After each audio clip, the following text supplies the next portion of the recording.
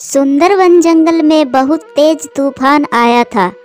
उस तेज तूफान में पक्षियों के घर टूट गए थे।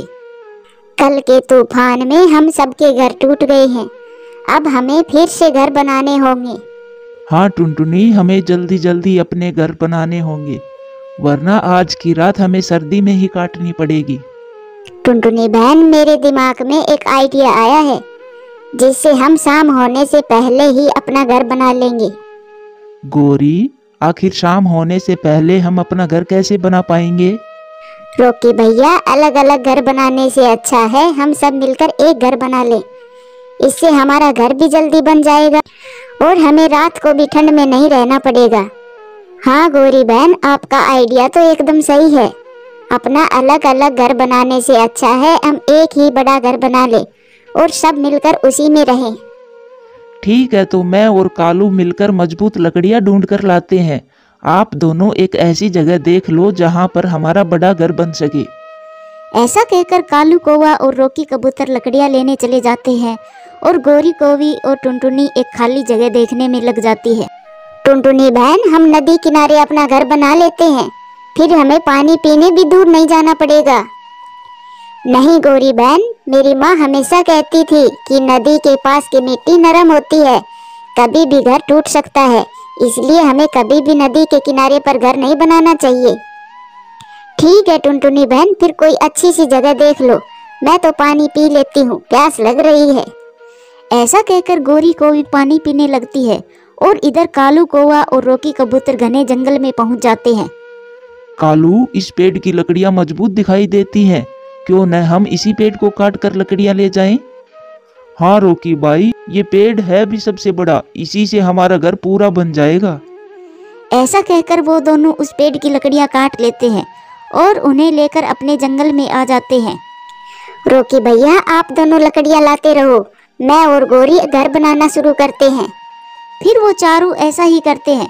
पूरे दिन मेहनत करने के बाद उनका घर बनकर तैयार हो जाता है। अरे वाह, हमारा कितना सुंदर घर बना है, वो भी शाम होने से पहले ही। हाँ गोरी जी, ये सब आपके सुझाव के कारण ही हो पाया है। अब बस एक ही चीज की कमी है।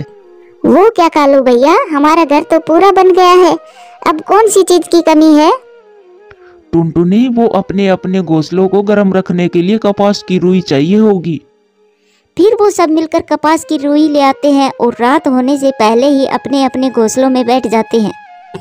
कितना अच्छा लग रहा है कि हम सब पड़ोसी एक ही घर में मिलजुल कर रहेंगे। मुझे तो ये घर बहुत ही सुंदर लग रहा है, दिल कर रहा है बस इसी को देखे जाऊं। मुझे तो इस बात की खुशी है कि हमारा घर जल्दी बन गया, वरना इस कड़कती सर्दी में हमें बाहर ही रहना पड़ता। ऐसी बातें करते करते वो सब सो जाते हैं, परंतु गोरी कौवी को तो नींद नहीं आ रही थी। काश ये घर मेरा होता, मैं अकेली ही होती इस बड़े घर की मालकिन, लेकिन ये रोकी और टुनटुनी भी तो है इस घर के बराबर के हकदार। इन दोनों का मैं क्या करूं? ऐसा सोचकर गोरी कौवी भी सो जाती है। अगली सुबह रोकी और टुनटुनी जल्दी ही उठ जाते हैं। टुनटुनी, ये दोनों तो अभी तक सोए हैं, मैं इन्हें जगा देता हूँ, फिर साथ में ही चलेंगे भोजन लेने। नहीं रोकी भैया, आप इन दोनों को सोने दो, हम दोनों ही भोजन लेने चले जाते हैं और इन दोनों के लिए भी भोजन ले आएंगे। वो दोनों भोजन लेने चले जाते हैं और फिर गोरी कौवी भी नींद से जाग जाती है और कालू कौवा से कहती है, कालू जी, मुझे ये घर बहुत अच्छा लग रहा है, पर वो दोनों मुझे इस घर में जरा भी अच्छे नहीं लग रहे। गोरी, एक साथ एक घर में रहने का सुझाव तो आपका ही था, फिर अब ऐसा क्यों बोल रही हो? वो तो मैंने इसलिए कहा था कि बस घर जल्दी से बन जाए, वरना हम दोनों से तो ऐसा घर कभी भी नहीं बनता। तो फिर गोरी जी, अब हमें ऐसा क्या करना चाहिए जिससे ये घर हम दोनों का हो जाए? कालू जी, जब वो दोनों भोजन लेकर शाम को आए तो हम दरवाजा नहीं खोलेंगे और उनकी बातों का भी कोई जवाब नहीं देंगे। फिर शाम हो जाती है, बर्फ गिरना शुरू हो जाती है। जल्दी जल्दी चलो टुनटुनी, आज तो कालू और गोरी का भोजन ढूंढते ढूंढते शाम हो गई। फिर वे दोनों अपने घर आ जाते हैं, लेकिन कालू और गोरी अपना दरवाजा नहीं खोलते। कालू भैया, दरवाजा खोलो, हम दोनों आ गए हैं। हाँ गोरी, जल्दी से दरवाजा खोलो, बाहर बहुत सर्दी पड़ रही है। कालू जी, कुछ भी हो जाए हमें दरवाजा नहीं खोलना। थोड़ी ही देर में अपने आप यहाँ से चिल्लाकर चले जाएंगे। हाँ गौरी, आप थोड़ी आहिस्ता बोलो, बाहर आवाज सुनाई दे रही होगी। गौरी बहन, आप अंदर क्या कर रही हो? जल्दी से दरवाजा खोलो, बाहर बहुत सर्दी पड़ रही है।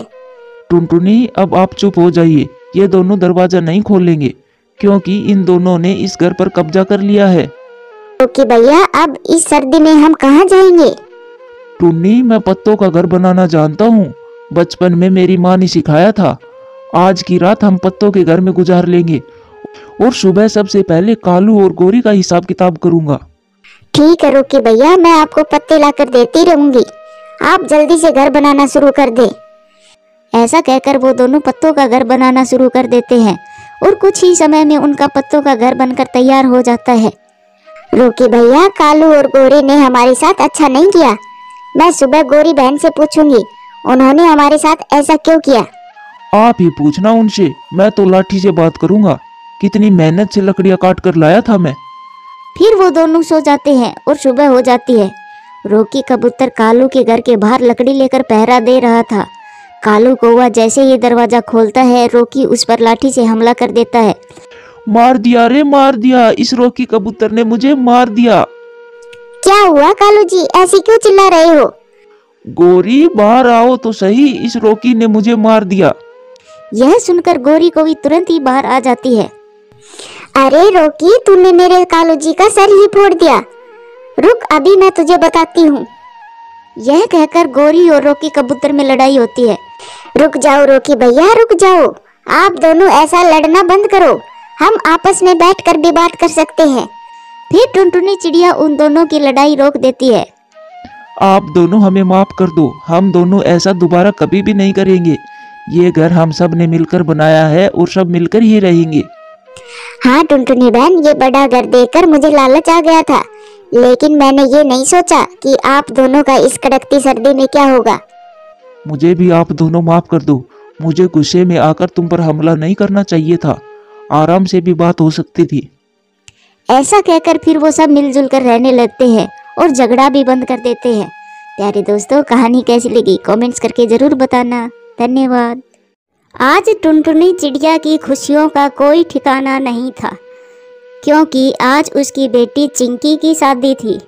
माँ, आज आप जल्दी जल्दी काम खत्म करवाओ, बारात आने में कुछ ही समय बचा है। टुन्नी बेटा, तुम चिंता ना करो, सब हो जाएगा। क्यों अपने आप को थका रही हो? मेरे पास बैठ जा, थोड़ा आराम भी कर ले। नहीं माँ, अब तो चिंकी बेटी की शादी के बाद ही आराम मिलेगा, उससे पहले मुझे चैन कहाँ मिलेगा। अभी तो कितने सारे काम बाकी है। अरे माँ, आपने मुझे किन बातों में लगा लिया? मैं दर्जी के पास जाने वाली थी, चिंकी का लहंगा भी तो फिटिंग करवा कर लाना है, बारात बस आती ही होगी। ऐसा कहकर टुनटुनी जल्दी से घर से निकलती है। वो तेज उड़ती है, वो जल्द ही दर्जी के पास पहुंच जाती है। गौरी बहन, जल्दी से मेरी चिंकी का लहंगा दे दो, बारात बस आती ही होगी।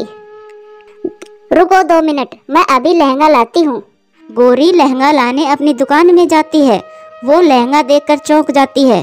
टुनटुनी, चिंकी का लहंगा तो जल गया है।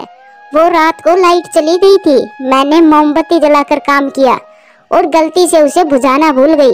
गौरी के मुंह से यह बात सुनकर टुनटुनी के तो पैरों तले से जमीन खिसक गई। वो कुछ देर तो खामोश हो जाती है। गौरी, ये आपने क्या किया? अब मेरी बेटी क्या पहनेगी? मेरी बेटी की शादी कैसे होगी? टुनटुनी, मुझे माफ कर दो, ये मैंने जानबूझकर नहीं किया। हम चिंकी के लिए दूसरा लहंगा लाएंगे। गौरी, पता है, चिंकी के ससुराल वालों ने वो लहंगा 25,000 रुपए का खरीदा था। अपना लहंगा ना देखकर वो क्या सोचेंगे? टुनटुनी, उनको जो सोचना है सोचने दो, मगर अब लहंगा तो हमें ही खरीद कर लाना होगा। चलो मेरे साथ।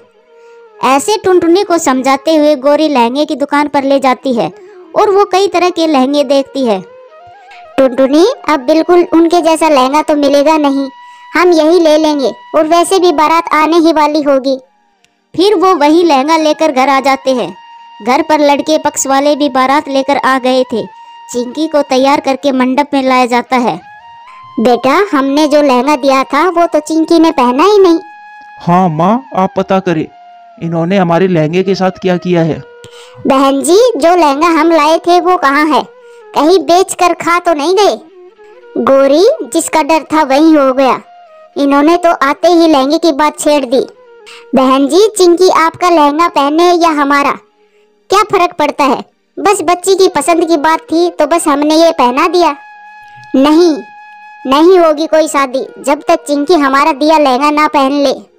दूल्हे की माँ की यह बात सुनकर टुनटुनी रोते रोते उन्हें सारी सच्चाई बता देती है। बेटे, नहीं करनी तेरी शादी इन गरीबों के बीच। लहंगा तक बेच खा गई, आगे आगे पता नहीं क्या करेंगे। हाँ माँ, ये सब झूठ बोल रहे हैं। इतना महंगा लहंगा देकर इनको लालच आ गया होगा और उसको बेच दिया होगा। ऐसा सोचकर दूल्हा अपनी बारात वापस ले जाता है और चिंकी मंडप में रोती रह जाती है। चुप कर जा मेरी बेटी, चुप कर जा। जो भी हुआ है वो सब अच्छे के लिए हुआ है। टुनटुनी, चिंकी बेटी की बारात मंडप पर से चली गई है, अब इसमें क्या अच्छा हो सकता है? गोरी, अभी तो ये शादी टूटने का ही दर्द है। अगर इन जालिमों के घर मेरी बेटी चली जाती तो पता नहीं मेरी बेटी को क्या क्या झेलना पड़ जाता। भगवान का शुक्र है कि मेरी बेटी इनसे बच गई, रिश्ता तो और हो जाएगा। इस तरह से टुनटुनी अपने आप को संभाल लेती है, मगर चिंकी तो अभी भी सदमे में थी। इस तरह काफी समय गुजर जाता है। कुकी, बस लहंगे की ही बात थी और चीकू मुझे छोड़कर चला गया। चिंकी, तू अभी भी उस शादी को नहीं भुला पाई है। सब कितना आगे बढ़ गए हैं, तू भी उसे भूल जा और देखना एक दिन तेरी शादी बहुत अच्छे नेक दिल पक्षी से होगी। वो दोनों सहेली ऐसे बातें कर ही रही थी, तभी वहाँ पर एक हवाई मोटर आकर रुकती है। क्या मैं यहाँ पानी पी सकता हूँ? वो क्या है, मेरे पीने का पानी खत्म हो गया। हाँ, आपको जितना पानी पीना है उतना पी ले, क्योंकि हमारी नदी से पानी कभी खत्म नहीं होगा। अरे यार, आप तो बड़े मजाकिया हो, मुझे ऐसे पक्षी बहुत पसंद है। ऐसा कहकर वो विदेशी पक्षी पानी पी लेता है। फिर उसकी नजर चिंकी के मासूम चेहरे पर जाती है, जिसकी आंखों में पानी था। अरे, आपकी सहेली इतना उदास क्यों है? क्या हुआ इन्हें? कुकी विदेशी पक्षी को सब बता देती है। विदेशी पक्षी को चिंकी पर बहुत दया आती है और वो अपने मन ही मन में शादी करने का फैसला कर लेता है। मैं तो चिंकी से ही शादी करूंगा, और वैसे भी एक न एक दिन शादी तो करनी ही है। अगर चिंकी से होगी तो शायद उनका और उनके परिवार का दुख थोड़ा कम हो जाए। फिर वो चिंकी और कुकी वहाँ से चली जाती है। अगले दिन वो विदेशी पक्षी चिंकी के घर आ जाता है। अरे, आप तो वही हवाई मोटर वाले हो जो सुबह नदी पर मिले थे। चिंकी बेटी, आप इन्हें जानती हो? हाँ माँ, ये सुबह नदी पर मिले थे। टुनटुनी, हम आपकी बेटी का रिश्ता मांगने आए हैं। मेरे बेटे को आपकी बेटी बहुत पसंद आई। ये बात सुनकर चिंकी चौंक जाती है। बहन जी, मैं अपनी बेटी की शादी अपने जैसे गरीब परिवार में करूंगी, ना कि अपने से ज्यादा अमीर परिवार में। हम एक बार धोखा खा चुके हैं, अब फिर से वही गलती नहीं दोहराना चाहेंगे। देखिए बहन जी, जो आपके साथ हुआ वो बहुत गलत हुआ, लेकिन हम उनके जैसे बिल्कुल भी नहीं है जो एक छोटी सी बात के लिए बारात वापस लेकर चले जाएं। वो लोग भी पहले बहुत अच्छे थे, लेकिन एक टाइम पर सारी हदें पार कर दी और मेरी बेटी को मंडप पर छोड़कर चले गए। अब मुझे अमीर पक्षियों से बहुत डर लगता है। अब कृपा करके आप चले जाएं यहाँ से। हमें माफ कर दो, हमें रिश्ता नहीं करना। टुनटुनी की ऐसी बातें सुनकर वो दोनों वहाँ से चले जाते हैं, लेकिन विदेशी पक्षी तो कुछ भी करके चिंकी से शादी करना चाहता था। वो गोरी कोवी को साथ लेकर फिर से टुनटुनी के घर आ जाता है। टुनटुनी, ये जरूरी तो नहीं जो चिंकी के साथ पहले हुआ वो फिर से हो, इसीलिए मैं तो कहती हूँ कि आप ये रिश्ता ले ले। रोकी कबूतर बहुत अच्छा है। गोरी बहन, आपने तो सब कुछ अपनी आंखों से देखा था, फिर मैं ये अमीर घर का रिश्ता कैसे लूँ? ये तो उनसे भी ज्यादा पैसे वाले हैं। हाँ टुन्नी, सब देखा मैंने और अब भी देख रही हूँ। मुझे इनकी आंखों में सच्चाई दिखती है और तुम ही सोचो, चिंकी की किस्मत से ज्यादा उसे कुछ नहीं मिलेगा। फिर टुनटुनी गोरी की बात सुनकर शादी के लिए मान जाती है। देखे बेटा, मेरी चिंकी पहले ही शादी टूटने का दुख सहन कर चुकी है, आप ऐसा कभी मत करना। मेरी बस यही विनती है आपसे। नहीं आंटी, आप मुझ पर पूरा विश्वास करें, मैं ऐसा कभी नहीं करूँगा। चिंकी को हमेशा खुश रखूंगा। फिर रोकी की शादी चिंकी से धूमधाम से हो जाती है। चिंकी की शादी अच्छे से हो जाने पर टुनटुनी चिड़िया बहुत खुश थी। मेरा सपना पूरा हुआ, आखिर मेरी बेटी की शादी अच्छे से हो गई। प्यारे दोस्तों, वीडियो अच्छी लगे तो लाइक करें, शेयर करें, कमेंट्स करें और हाँ, चैनल को सब्सक्राइब करें। धन्यवाद।